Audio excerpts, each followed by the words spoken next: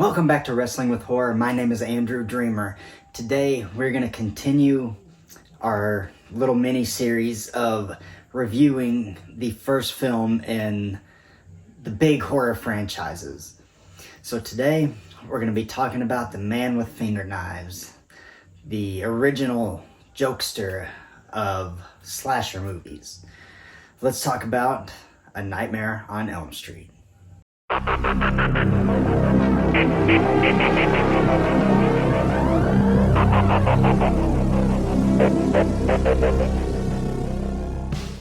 So A Nightmare on Elm Street was released in 1984. It was obviously written and directed by the legendary master of horror, Wes Craven.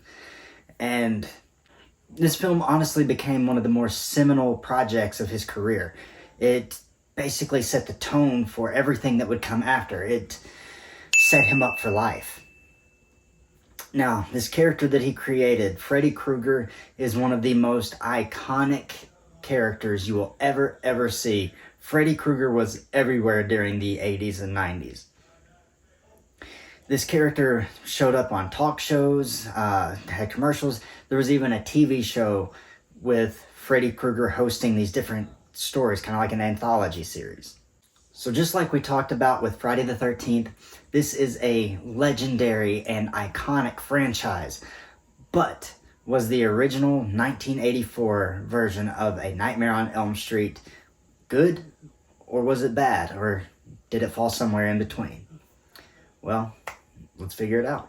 So this film follows Nancy Thompson as she basically discovers, after one of her friends dies, that there's this man named Fred Krueger that comes after you in your dreams.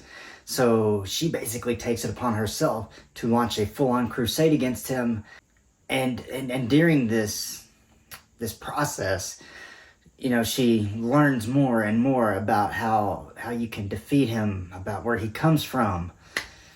And it's a very well-written story. And that was going to be my first positive. The writing in this story, I think, is very good. Wes Craven, probably some of the best writing of his career, if not the best. So we'll keep on the positive side for this first little bit. The character of Nancy Thompson is such a well-written character. And Heather Langenkamp, she embodies this character. She returned to the character in 1995's A New Nightmare. And also she was in part 3 of Dream Warriors. So she has embodied this character, and it has become such an iconic thing. She is one of the top final girls in horror history. And that's a pretty good list to be on. But her character's first showing here, from the very get-go, she was cemented as somebody who is a worthy adversary for our villain. Another positive that I actually like about this movie quite a bit is that in this movie you get a scarier version of Freddy. As the series goes on, he would kind of fall more and more into the comedic aspects, going into full-on parody by the 4th or 5th film. And this film, I think, is just... It's a scarier version. He still makes the occasional joke, but it's a much scarier version of the character of Freddy Krueger. And, I haven't even mentioned Robert Englund's name yet, but good Lord, this man is wonderful, and he is the reason that this character and this franchise and this movie were so successful. He does a fantastic job. Obviously, Robert Englund is a horror icon and has been in several, maybe even hundreds of horror movies. But this is what he is most well known for, and for good reason. When he puts on the makeup, when he gets that finger knife glove on, there's something about it. The way he delivers his lines, the energy he puts into the role.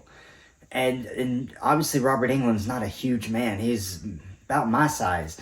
And for somebody like that to be so imposing and scary and intimidating, it's a lot due to the actor portraying that character. And Robert Englund, he made the character as scary and as terrifying as it could have possibly been.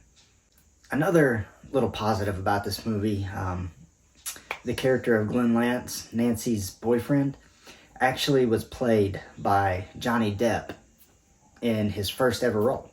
So I'm sure most people probably know that, but I think it's still worth mentioning. And as I've talked about before, practical effects, practical effects, practical effects. Practical effects make a movie so much better. They enhance everything tenfold. And the effects used in this movie are phenomenal. The effect of Freddy pressing through the wall above sleeping Nancy is one of the best effects that you'll ever see, and it was done in such a simple way.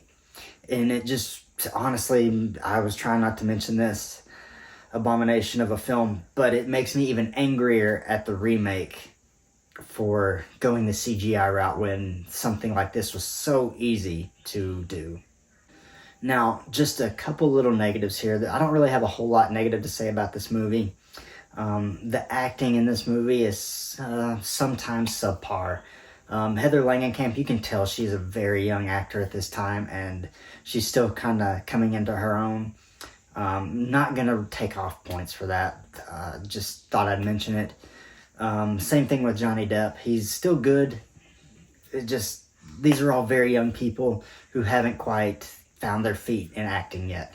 So I'm not going to take off any points for that, but like I said before, it's just worth mentioning that the acting is not always the best in this film. Also, I know I praised a lot of the effects, but the blow-up doll that is Nancy's mom at the very end of the movie being pulled through the window of the door, wow, that looks awful. And one more little negative thing, and it's not even really a negative, it's more of a neutral mix type thing, because I've already talked about how I like that Freddy is scarier in this film, but at the same time, I also don't think that this is the best version of Freddy that we get. I think that version comes a couple sequels in Dream Warriors. I think that's the perfect combination of comedy and horror. Like I said, it's kind of a mixed thing, because yes, I love the scarier version of Freddy, but I also do like the one-liners and all that kind of thing as well. So I think Dream Warriors finds that perfect mix, but this film is still very good, and it's still very scary because of the character. So it's not really hurt by that fact a whole lot. It does take it down a couple notches for me. This is not my favorite film in the franchise. There are a couple I think I have above this one. Dream Warriors is probably my favorite, always will be. And I might be on an island, but I think I like A New Nightmare better than this. Maybe one day I'll do a full ranking video on the entire series. I'll have to watch them all again to actually get some ideas on that. But just thinking about that film right now in this moment, I think I like that better than the original. So hopefully that doesn't get me a whole lot of hate. So that's pretty much all I wanted to say about this film. I didn't want to go through the whole plot. I think that's been done over and over on YouTube, and I kind of just wanted to give my generic thoughts. I know I don't have a whole lot new to say, but I hope that you took the time to listen, and I appreciate you if you did. So that's pretty much all I needed to say today. If you haven't subscribed, please hit that subscribe button, turn your notifications on. We are at 133 subscribers at the time of recording. My goal, by the end of the year, I would like to hit 150 subscribers by the end of the year. So please, please, please help me out reach that goal. It would mean the world to me. Leave a like on this video, leave a comment, tell me what your thoughts on this film are. Which one in this franchise is your favorite? What characters do you like? Just let me know your overall thoughts on anything. If you have any video ideas that pertain to horror movies or professional wrestling, feel free to let me know in the comments as well. I would love to hear them, and I promise you I will interact with each and every one of you. So my name is Andrew Dreamer, and I will see you next time on Wrestling with Horror.